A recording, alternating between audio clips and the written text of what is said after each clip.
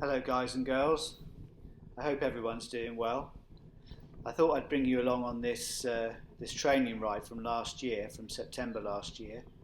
I wanted to show you the type of training that I was doing last year, getting ready for the race in France last October. So I'd been doing a very intensive training plan, and then this is the weeks leading up to the race. I was doing what they call polarized training. So this video is actually two different rides. This first ride is my intense ride for the week, which has 4 very intense climbs, which we're going up the first one now. And this is very, very steep. I mean, so steep that actually it's very hard to keep the front wheel on the ground. The front wheel's trying to come up.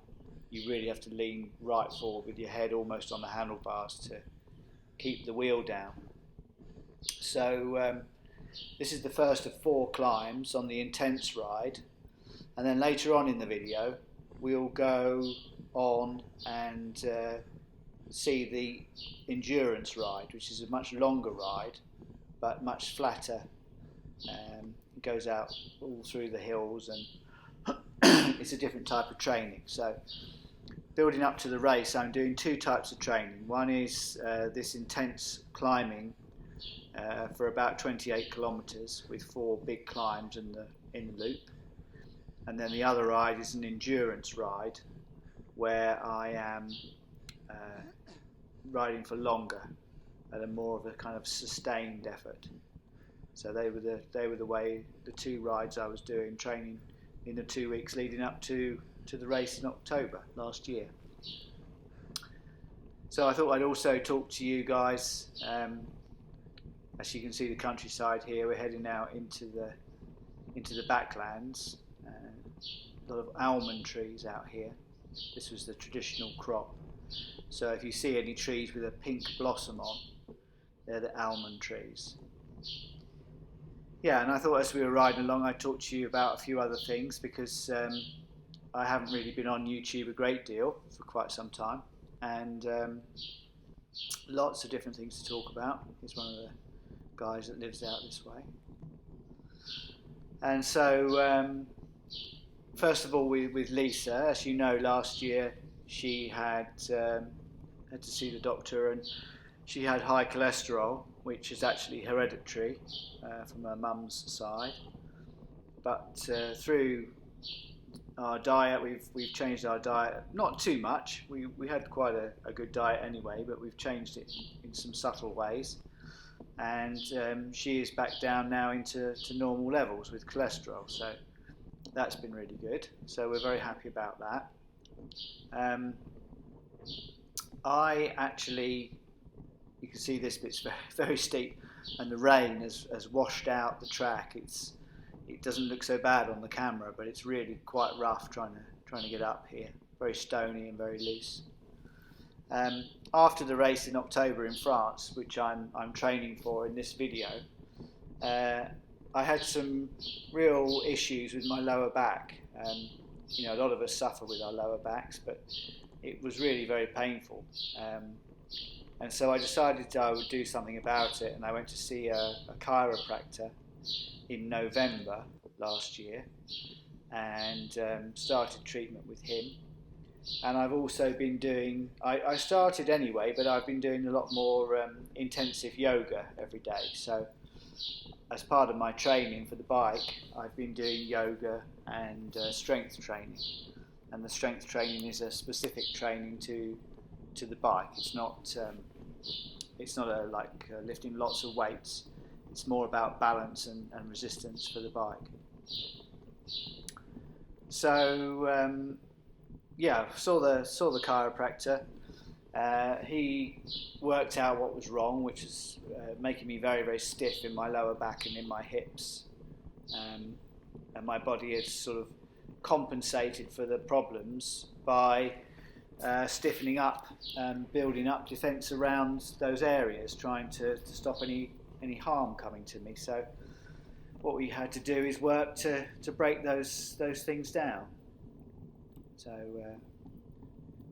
it wasn't the most wasn't the most pleasant of experiences, and quite painful at times. But anyway, after I would say after sort of February this year, so roughly 4 months of working very hard every day on it.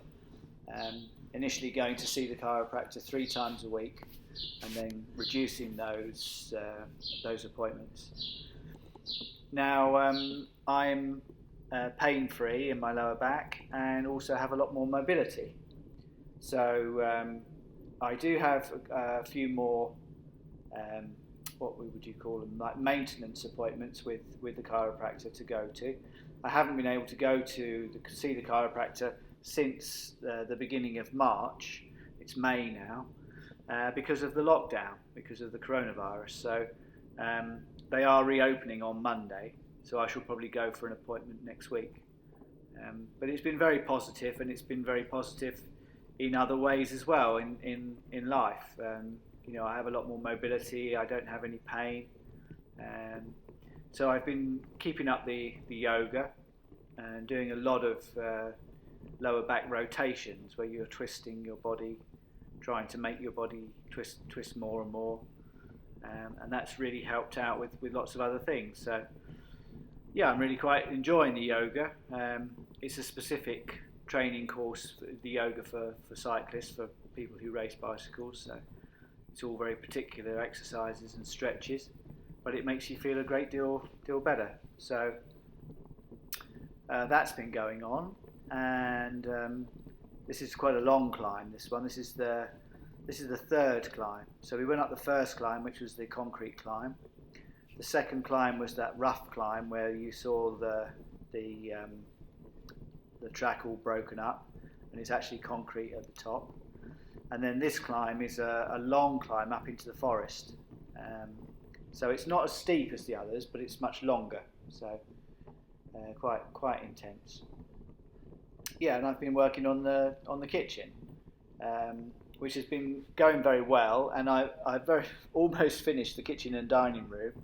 But unfortunately, when we started the lockdown in March, I only had a certain amount of materials here. Of course, had we known that was going to happen, I could have bought and had everything here, but certain of the materials that we've already paid for aren't here, and of course I haven't been able to go and get them to finish off the kitchen. So there's some tiling to do in the kitchen, and there is a little bit of timber work to do, and I've got to make the doors for the kitchen units.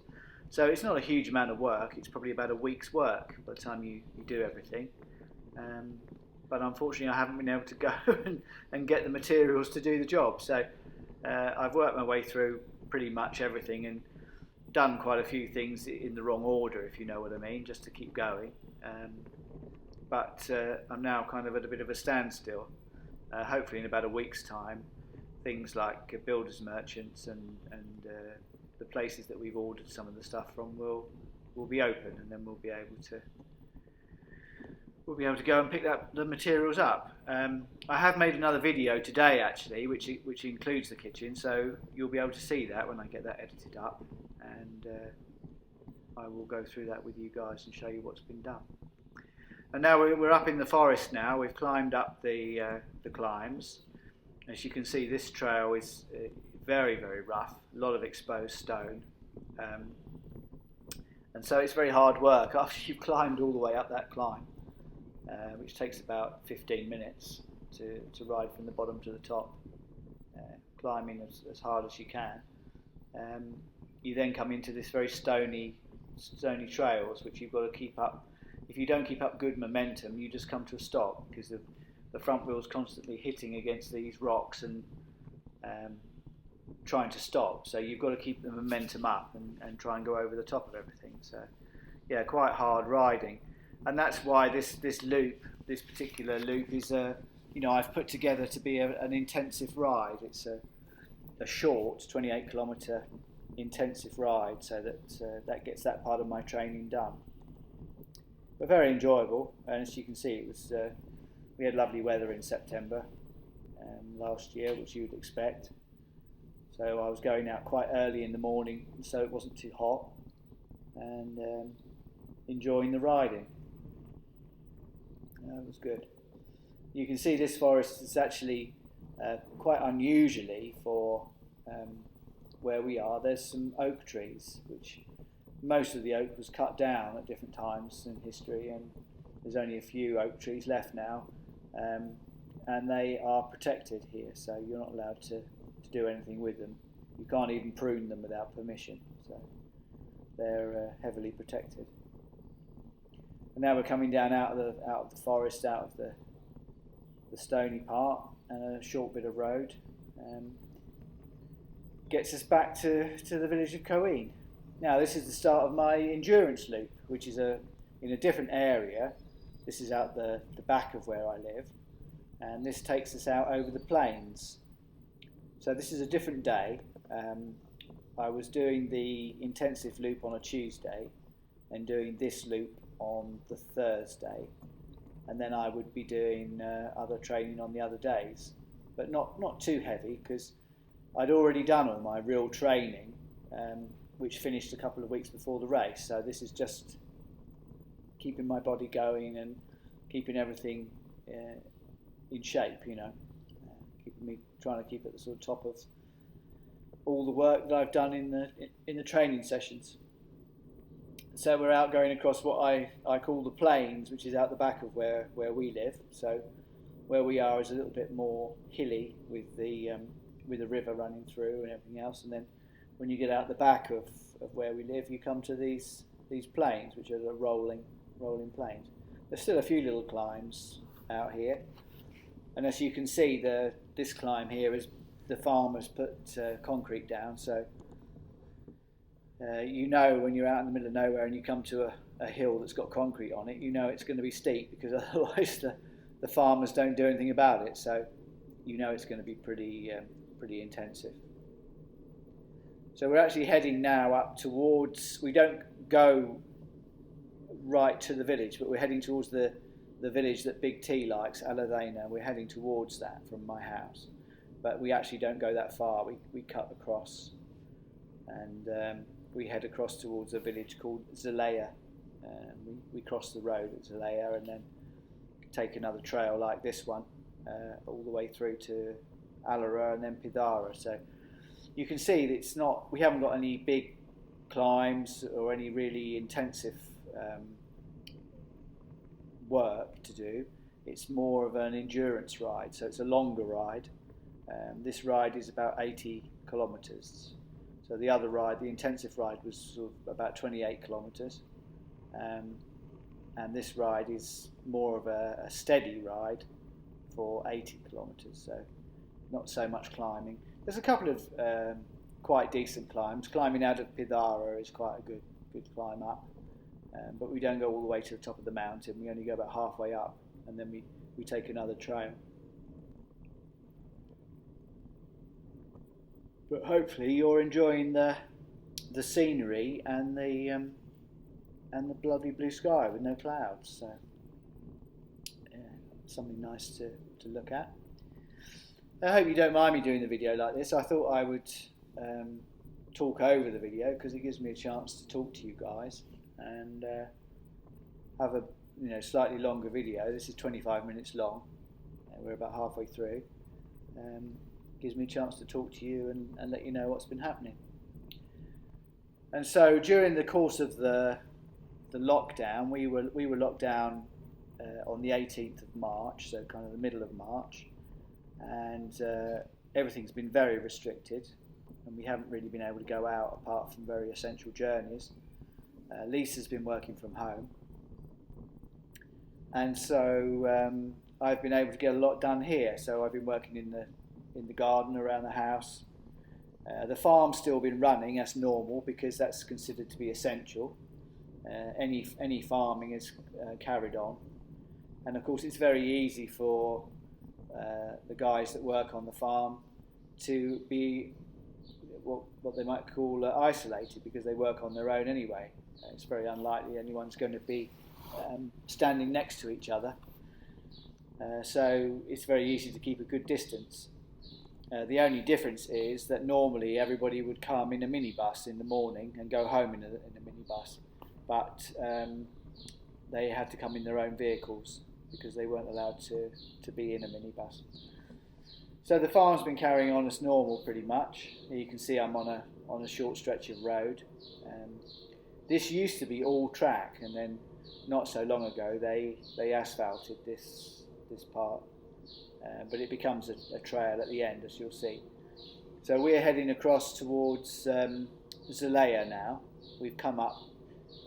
Aladena was over to our left-hand side, although I couldn't see it. It was over a hill, and then we've cut across, and we're going towards Zelaya.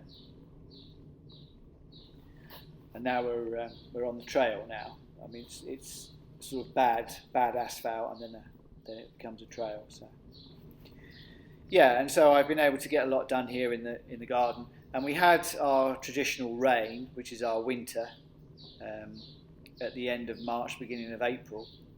And unfortunately, what happens is we have that rain, and then it's very warm immediately afterwards, and everything grows like crazy. So within days, you're facing a bit of a jungle. The problem we have here is stopping things growing, not making things grow. So I've been working away at getting everything clear and tidy. But you'll see in the other video, I walk everybody around the garden, and we have a look at what's been going on in the garden. By no means completed, but now it's all the hard work's done. So it's just a case of working through and tidying up as you go now, just to bring everything into shape. Yeah, this is the beginning of May, this video, so it's really starting to warm up now. We've had last weekend and the start of this week was well over 30 degrees, and then the rest of the week was sort of in the mid to high 20 degrees. And next week we're hopefully going to have 2 or 3 days of rain. They forecast 2 or 3 days of rain. There's no guarantee that we'll get the rain, but hopefully we'll have it, because it will be very good if we do have a bit more rain. There's plenty of water in the river, so that's no problem. We pump water out of the river for the irrigation and for the house, so yeah, it's absolutely no problem at all. Would be no problem if we didn't have any more rain, but it's always a bonus if we get a little bit more rain, especially if we can have it in May. It just makes the year a bit shorter and makes the irrigation period a little bit shorter. Now you can see here we're getting along pretty well. It used to be a road, this, years and years ago. So there are sections which are almost asphalt. They're kind of a rough asphalt. And here we're coming to the main road, which is one of the main roads out of Malaga, going up past Alara. And we cut down and go down through the riverbed and underneath the main road. So it stops us having to cross the main road here. And we can go across the river here. There's not much water in the river. This is after the summer. This river does have a decent amount of water in it. And then we join a small road which connects up to the next trail. We're at North Alara here. This road, there's 2 roads into Alara, a south road and a north road. That was the north road. So now we've rejoined the trail again.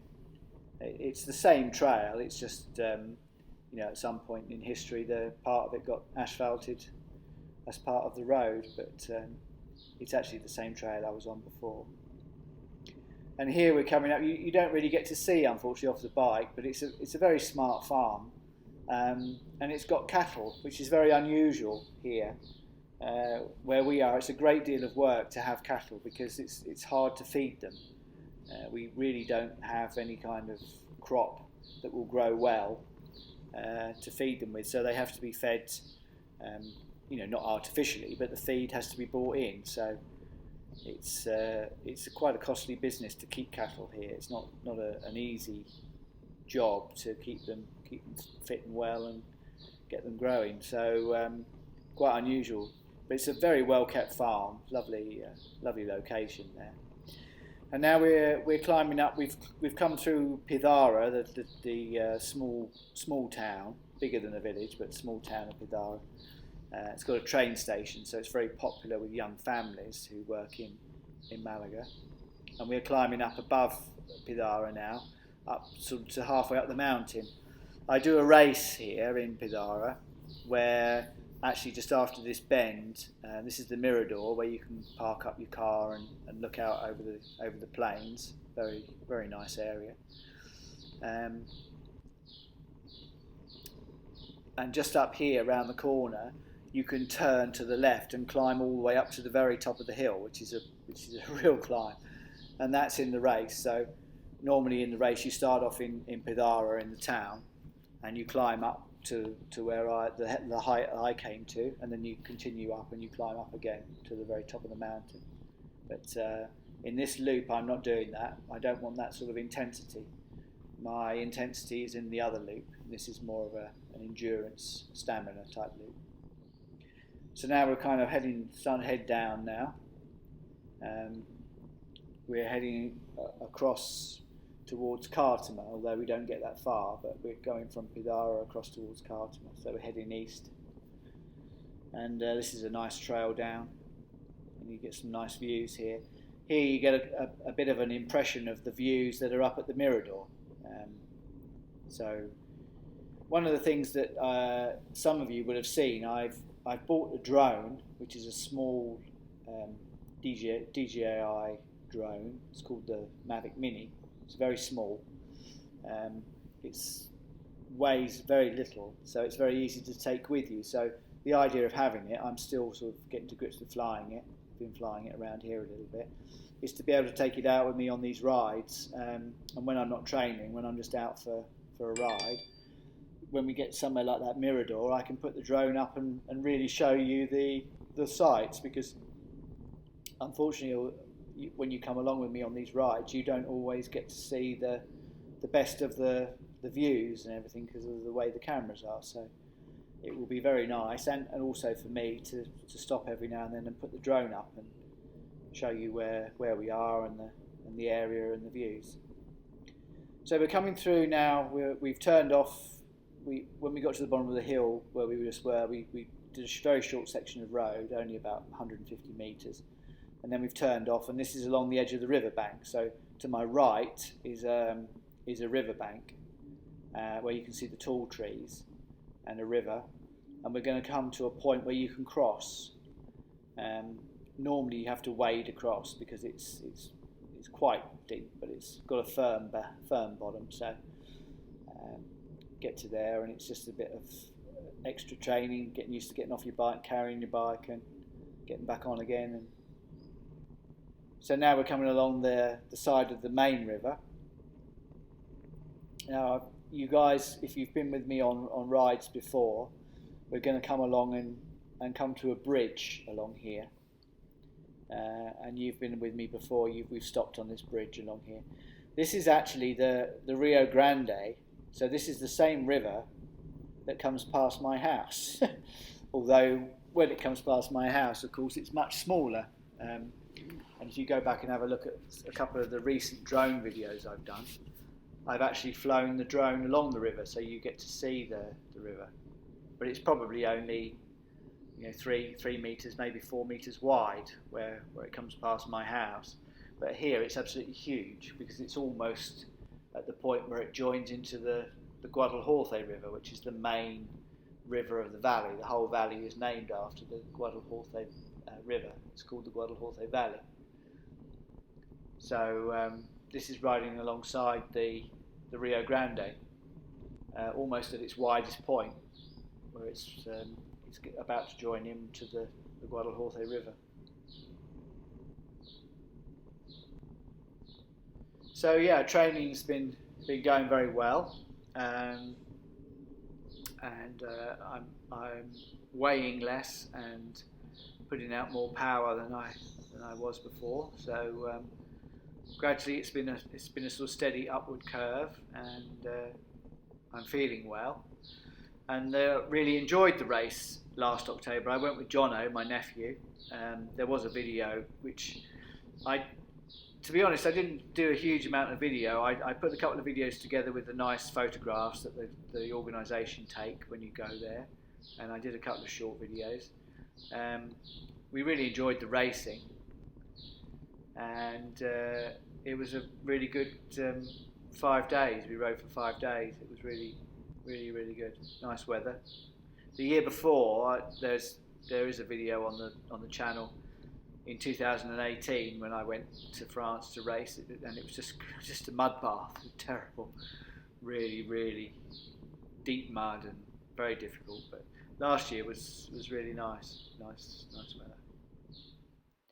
Anyway, guys, thanks a lot for coming along. It was a pleasure to have you along on the ride. I hope you enjoyed the scenery, and please do look out for the next video, because I'll be putting one up very soon. I've put one together for you today, so I'll be putting that one up. Speak to you all soon. Bye for now.